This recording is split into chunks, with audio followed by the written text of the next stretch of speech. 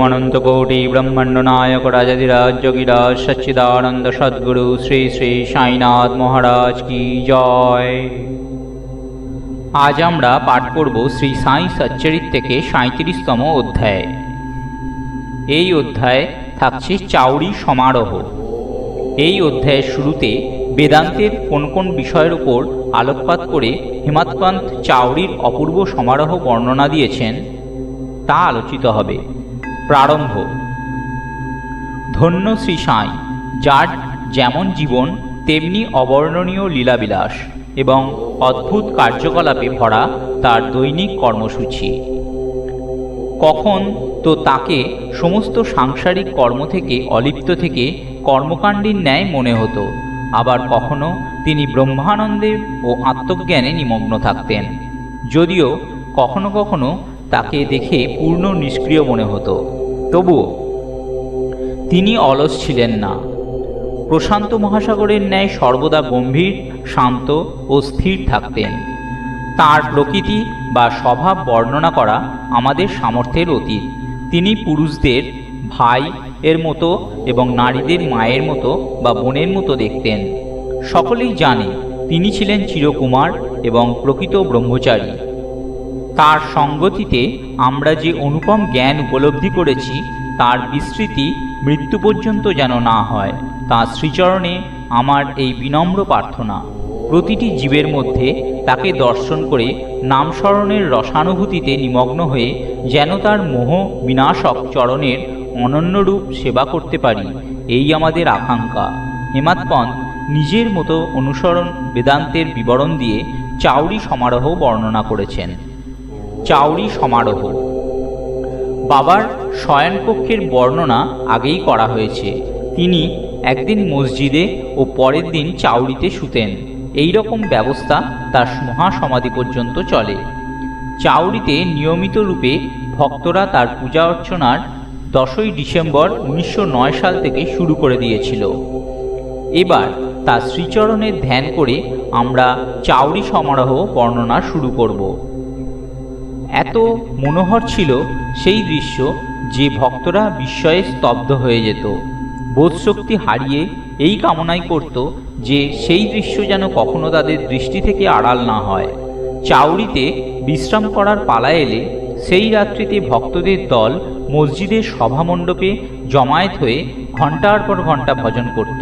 সেখানেই একদিকে সুসজ্জিত রথ রাখা হতো এবং অন্যদিকে তুলসী বৃন্দাবন। রসিক ভক্তরা সভামণ্ডপে করতাল, মৃদঙ্গ, কাঞ্জিরা, ঢোল ইত্যাদি নানা প্রকারের বাদ্যযন্ত্র নিয়ে ভজন শুরু করে দিত।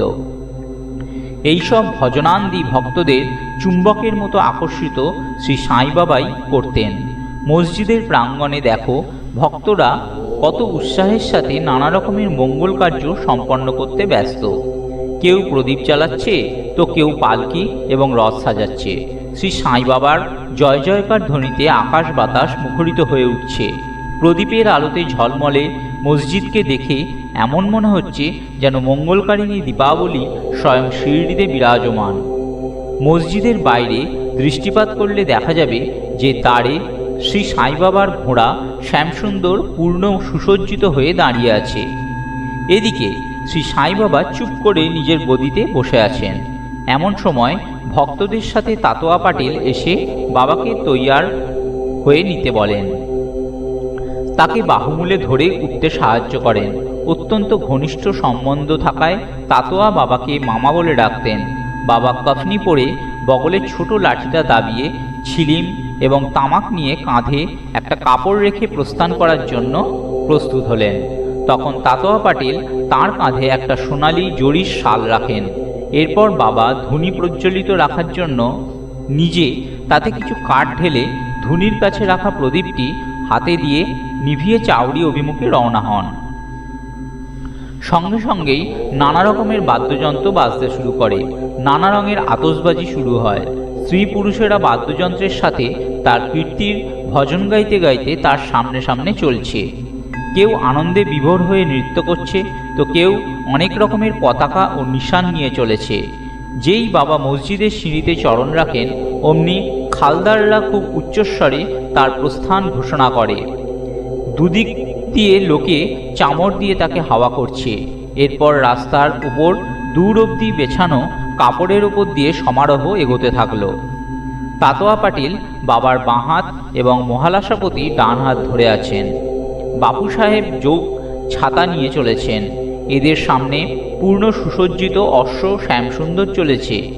পেছনে ভজন মণ্ডলী ও ভক্তদের সমূহ বাদ্যধ্বনির সাথে সমস্বরে হরি ও সাইনাম করতে করতে এগিয়ে চলছে। এবার সমারোহ চাউরির কোণে এসে পৌঁছেছে। সবাই যেন এক অপার আনন্দে ও ঘন স্বর্গসুখে ডুবে আছে। বাবা যখন চাউরির সামনে এসে দাঁড়ান তখন তার মুখের দিব্য প্রভা বড়ই অদ্ভুত মনে হচ্ছিল, যেন অরুণোদয়ের সময় উজ্জ্বল রশ্মির ছটা ছড়িয়ে আছে। উত্তরের দিকে মুখ করে তিনি এমনভাবে দাঁড়িয়ে আছেন যেন তিনি কারো আগমনের প্রতীক্ষা করছেন। বাদ্যযন্ত্র আগের মতোই বেজে চলেছে এবং এই সময় কাকা সাহেব দীক্ষিত আবিরের বর্ষা করলেন।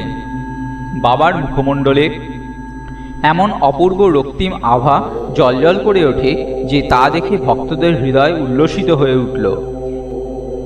এই মনোহর দৃশ্য ও উৎসবের বর্ণনা শব্দ দিয়ে করার সামর্থ্য আমার নেই।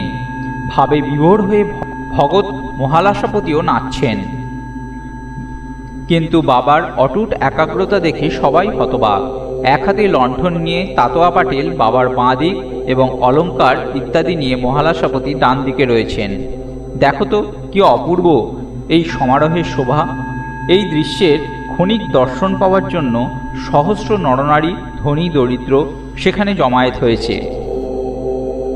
এবার বাবা ধীরে ধীরে হাঁটতে শুরু করেন।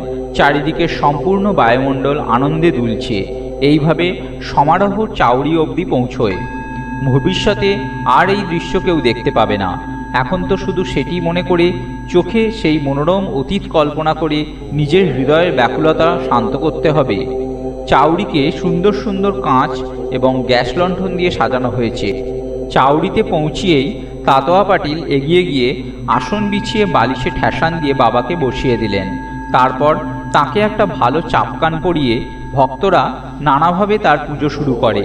বাবাকে সোনার মুকুট পরিয়ে ফুল ও মণিমুক্তোর হার তার গলায় পরায়। তারপর কপালে কুমকুমের বৈষ্ণবী তিলক এবং তার মধ্যে গোল টিপ লাগিয়ে অনেকক্ষণ অপলক তাঁর দিকে তাকিয়ে থাকে। তার মাথার কাপড়টা বদলে দেওয়া হয়। খানিকক্ষণ সেটা উপরেই ধরে রাখা হয়। সবার ভয় যে বাবা সেটা ফেলে না দেন। কিন্তু বাবা তো অন্তর্যামী। তিনি ভক্তদের প্রেম পরবশ হয়ে তাদের এই সব কর্মকাণ্ড মাথা পেতে মেনে নিচ্ছিলেন। সেই সব আভূষণে সুসজ্জিত হওয়ার পর তো বাবার শোভা অবর্ণনীয় হয়ে দাঁড়ায়। নানা সাহেব নিমনকর একটি বড় সুন্দর ঝালরযুক্ত ছাতা মাথার ওপর ঘোরাচ্ছিলেন। বাপু সাহেব যোগ রূপোর এক সুন্দর থালাতে বাবার পাদ প্রক্ষালন করেন এবং অর্ঘ্য অর্পণ করার পর রীতিসম্মতভাবে তার পূজা অর্চনা করেন। তার হাতে চন্দন লাগিয়ে একটা পান দেন। তাতোয়া পাটিল ও অন্যান্য ভক্তরা তাঁর শ্রীচরণে লুটিয়ে পড়লেন। দুদিক দিয়ে ভক্তরা চামর ও পাখা দোলাচ্ছে। শামা ছিলিম তৈরি করে তাতোয়া পাটিলকে দেন। উনি সেটি ভালো করে জ্বালিয়ে বাবার কাছে দিলেন। বাবা ছিলিম টানা শেষ হলে সেটা ভগৎ মহালাসাপতিকে এবং তারপর বাকি ভক্তদের দেওয়া হয়। ধন্য সেই নির্জীব ছিলিম! কি মহান তার তপস্যা! কুমোরের চাকায় ঘুরে রোদ্দুরে শুকিয়ে তারপর আগুনে পুড়ে কতই না পৃচ্ছ সাধনের পরীক্ষা তাকে দিতে হয়েছে। তবে গিয়ে সে বাবার পরস্পর্শে ও চুম্বনের সৌভাগ্য লাভ করে। এইসব হয়ে যাওয়ার পর ভক্তরা বাবাকে ফুলের মালা দিয়ে বোঝাই করে ফুলের তোড়াও উপহার দেয়। বাবা তো বৈরাগ্যের পূর্ণ অবতার ছিলেন। সেই হিরে পান্না ও ফুলের হার বা এই ধরনের সাজগোজে তার কোনো আকর্ষণ বা রুচি থাকতে পারে কি? কিন্তু ভক্তদের ভাব ও আন্তরিক প্রেমের টানে তারা যাতে খুশি হয় তিনি কোনো আপত্তি করলেন না। সবশেষে মাঙ্গলিক স্বরে বাদ্যযন্ত্র বাজতে শুরু হয় এবং বাপু সাহেব যোগ বাবার যথাবিধি আরতি করেন। আরতি শেষ হতেই ভক্তরা বাবাকে প্রণাম করে একে একে বিদায় নিল। এবার তাতোয়া বাবাকে ছিলিম পান করিয়ে গোলাপ জল আতর ইত্যাদি লাগিয়ে একটা গোলাপ ফুল দিলেন। তিনি যখন বিদায় নিতে গেলেন তখন বাবা ভালোবেসে বলেন, তাতোয়া, আমার দেখাশোনা ভালোভাবে করো। তুমি বাড়ি যেতে চাও যাও, কিন্তু রাত্রিরে মাঝে মধ্যে এসে আমায় একটু দেখে যেও। তা তো আর সে কথার আশ্বাস দিয়ে বাড়ি ফিরে যান। তারপর বাবা অনেকগুলো চাদর বিছিয়ে নিজের বিছানা তৈরি করে বিশ্রাম নিলেন। এবার আমরাও এখানে বিশ্রাম নেব এবং এই অধ্যায়টি শেষ করে পাঠকদের কাছে একটাই অনুরোধ জানাই, তারা যেন প্রতিদিন শয্যা গ্রহণের পূর্বে সাঁই বাবা ও তার চাউরির শোভাযাত্রা স্মরণ করেন। ওম অনন্ত কোটি ব্রহ্মাণ্ড নায়ক রাজাধিরাজ যোগীরাজ সচ্চিদানন্দ সদ্গুরু শ্রী শ্রী সাইনাথ মহারাজ কি জয়।